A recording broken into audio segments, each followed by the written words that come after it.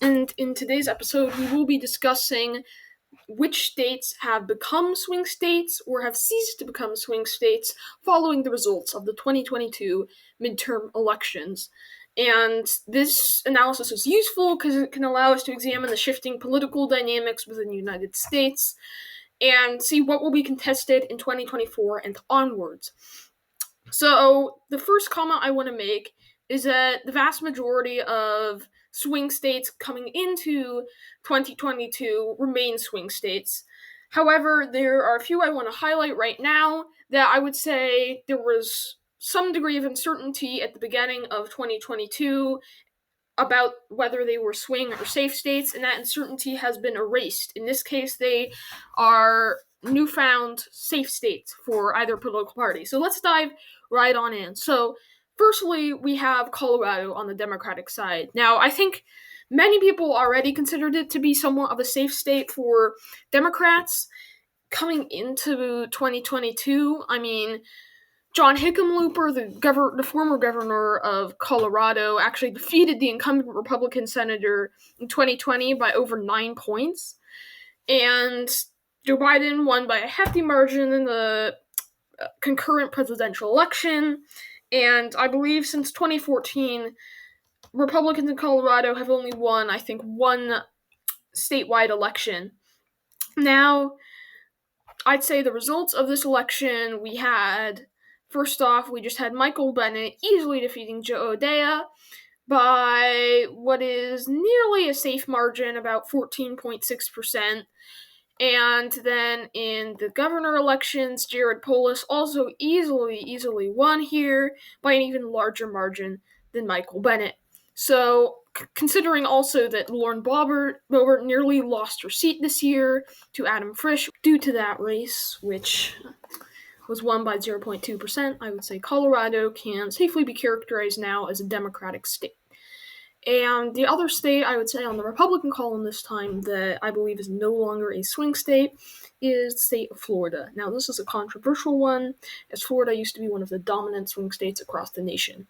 However, this election has really, we've just seen a dramatic blowout for Republicans in Florida. I mean, this is just a pathetic performance from Democrats.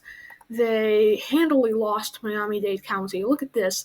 They went to Clinton by a huge margin, going to Rubio by nearly 10 points here, and Rubio won the seat by a large margin, and DeSantis won by an even larger margin for the governor's race. So I really think, when considering these results, keep in mind that was actually a greater margin than Gavin Newsom in California. That is a nail in the coffin for Florida Democrats, in my opinion, and I think that is an indicator Florida really should not be considered as a swing state based on the upcoming presidential election and beyond. I think potentially Democrats could be competitive in the 2024 Senate race, but beyond there, I think they really have no shot, and I think this is a state that is rapidly shifting to the right.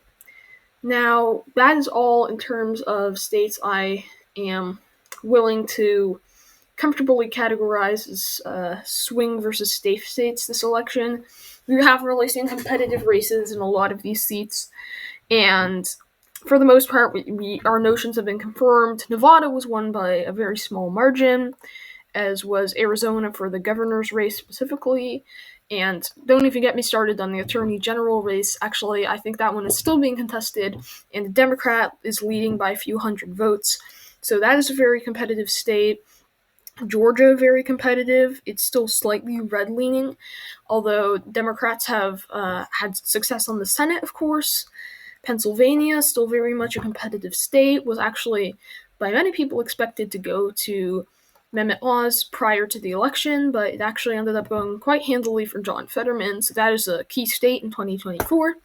And Wisconsin, while this was kind of a surprise, when you think about it, is the only state that actually had a different outcome than the 2020 presidential election, it is still very much a competitive state, and I think this is really a failure on the Democratic Party to really run an effective campaign in the state, and even still, they only lost it by a single point.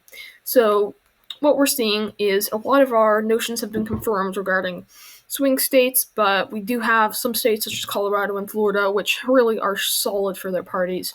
So to help characterize that, I just want to show you this map of what I believe are swing states for the 2024 presidential election, and which are safe states. Now we can see, of course, this West Coast block. They're all safe states.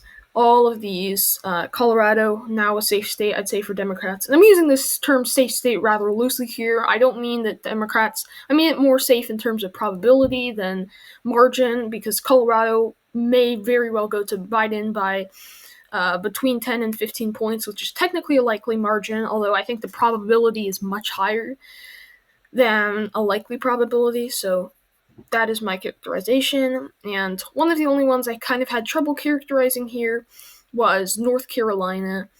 And that one, really, I'd say it's still slightly a swing state, but very well the next election cycle could be the last nail in the coffin for North Carolina Democrats. And you'll notice here actually that Ohio is not a swing state anymore, and I think this has practically been confirmed in 2020 when Democrats lost by large margins in both the governor and they lost on the presidential level, and in 2016 Rob Portman won by over 20 percentage points, and 2018 the Republican candidate for governor, Mike DeWine, won. So I think really this is showing us that what we're seeing is Ohio has already been a relatively safe state for Republicans for a while now. And that actually concludes my analysis of safe and swing states for the 2024 presidential election. So we can see we have 100 or 99, nearly 100 electoral votes for swing states, which will decide the outcome of the election, and then 436 safe states, which will also be key in cementing a margin. And if we see any deviations in the safe states, then perhaps we can even consider some more swing states, such as Georgia, which was never considered a swing state prior to 2020 in most aspects. Thank you.